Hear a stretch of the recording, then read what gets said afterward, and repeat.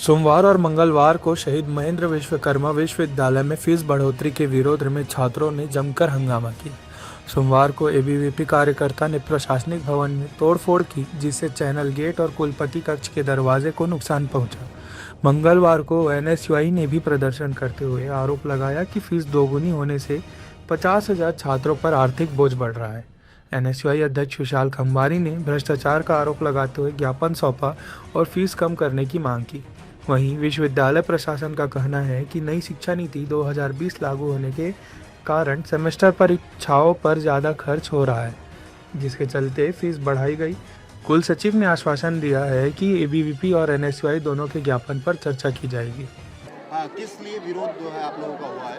ये शहीद महेंद्र कर्मा विश्वविद्यालय में नई शिक्षा नीति के नाम से ये यहाँ पर जो जिस तरह से लूट खसोट करके फीस वृद्धि की गई है, फीस वृद्धि किस तरह से किया गया है, इन्होंने अफसरों ने अपने मनमानी ढंग से बिना कार्य परिषद में पास किए प्रस्ताव पारित करके इन्होंने सेमेस्टर का परीक्षा का दोगुना कर दिया है। सभी संकायों का फीस में इस तरह से वृद्धि करके हम छात्र छात्राओं के जेब में आर्थिक बोझ का डाला है।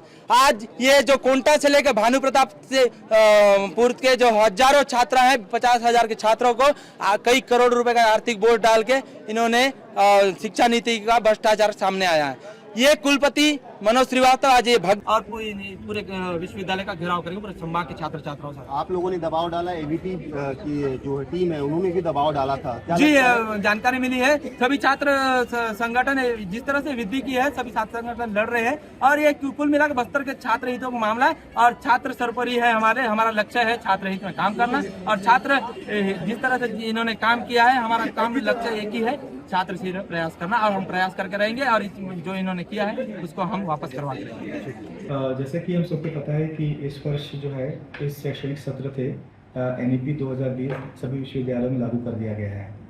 तो हमारे बस्तर यूनिवर्सिटी में भी इस बार प्रथम बार एनईपी 2020 के चलते सेमेस्टर में परीक्षाएं आयोजित होनी है, जो आगे उनका फॉर्म भरा जा रहा है और जनवरी में परीक्षाएं प्रस्तावित हैं।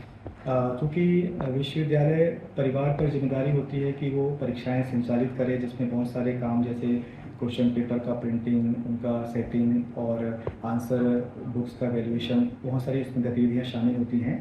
तो उस संबंधित में परीक्षा शुल्क निर्धारण कमेटी के द्वारा इस वर्ष के लिए परीक्षा शुल्क निर्धारित किया गया था। चूँकि सेमेस्टर में एग्ज़ाम्स होने हैं तो अब परीक्षाएँ जो हैं साल में 2 बार होंगी, तो उस के चलते परीक्षा शुल्क को नए रूप में प्रस्तुत किया गया है। तो जिसमें कुछ छात्रों का यहाँ पर ये कहना था कि परीक्षा में भारी वृद्धि की गई है और जिसके विरोध में उन्होंने आज एक ज्ञापन सौंपा है और कल भी कुछ छात्रों का दल आया था जिन्होंने हमें ज्ञापन सौंपा है।